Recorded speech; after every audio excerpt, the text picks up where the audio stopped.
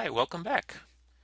Now up to this point in this video series, we've had it kind of easy because anytime we wanted to run down a resource, we could simply turn to the bibliography and find out everything that we needed to know about that particular article, book chapter, to then take the next step of trying to find it. However, in the real world, there often will be times when you're looking at something that does not have a bibliography.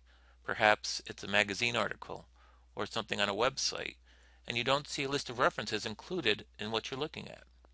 But many times in magazine articles or websites, you'll see something that really sparks your interest and that you wanted to pursue a little bit to see if it actually is something you can use in your own research. So let's take a look at an example of that. And one thing you're looking at for your course this semester is this online article from the New Inquiry called The Conservatism of Emoji. And if I scroll down in this article just a couple of paragraphs, I see a sentence that talks about something that Michael Hart has written. Let me just read it for you. All this computerized work is, according to Michael Hart, one face of what he terms immaterial labor, or labor that produces an immaterial good such as a service, knowledge, or communication. Okay, so remember, this is just an example, but let's pretend that this is something that really pertains to what you're researching and that you would really want to get some additional information about this. What are some of the questions that you'd be asking yourself at this point? First of all, I would want to know who Michael Hart is. Is he someone that has any background, any particular expertise on this topic, someone I can rely on? Second of all, I'd be interested in knowing where this quotation comes from. Is it something that he published in an article or a book or on a website somewhere? And then third, I want to know if he's written more. If he is an expert, what else has he written? How else can I use Michael Hart to gather information that's going to help me understand and write about this particular topic? Now, since there's not a bibliography, there's not a direct way of linking from this particular online article to the things that Michael Hart has written. However, Google is a great resource, and I think that we'd be able to use Google to first of all find out a little bit more about Michael Hart, perhaps find this citation, see where it's coming from, and then if we're satisfied that he's an expert and that we might be able to find more things that he's written, I might go to all night search and then try to find other things that he's written as well. Okay, so let's do some detective work, and we'll take each step one at a time. First of all, let's try to figure out who Michael Hart is. And if I go over to Google and in quotation marks type in his name, I'll see I have a bunch of information that comes back. And I just want to point out that it's a very powerful technique when searching Google to put words or phrases within quotation marks, because that will search for things in this case that have the name Michael and Hart right next to each other. If I did not include quotation marks, I would find things that had either Michael or Hart. I'd have a much larger set, wouldn't be quite so targeted. But just from what I see here, I have a pretty good idea of who he is. It looks like he's a philosopher and an author. Looks like he teaches at Duke University. So what I would do is follow some of these links just to make sure that I have a clear understanding of who he is, if I can trust him, and in this case I feel pretty confident that I can. Okay, so let's now take a look at the second thing that we wanted to do, which was just try to figure out where this quotation comes from. And I'm going to copy the quotation and search for it in Google within quotation marks. And this brings me back 82 results.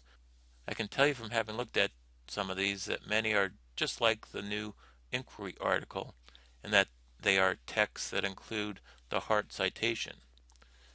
However, one thing that's interesting is that right at the top of the list is something called effective labor, and it looks like it's by Michael Hart, and it's a Word document. So I'm going to just open this up just to see what that's all about. And I'm going to do a search within here for that quotation.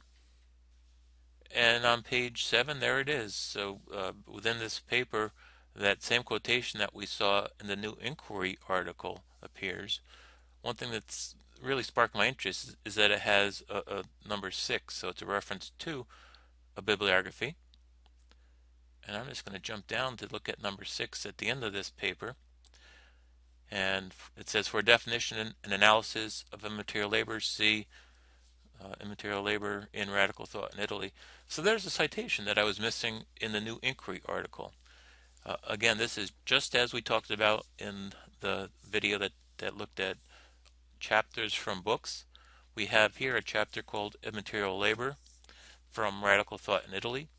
And if I'm able to get my hands on this book, I'm going to see that quotation that I had been interested in from the beginning.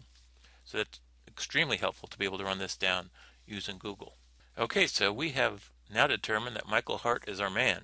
He's an expert in the field. He's writing about things that we are interested in for our own research. We want to take the next step and now find other things that he might have written that we can use.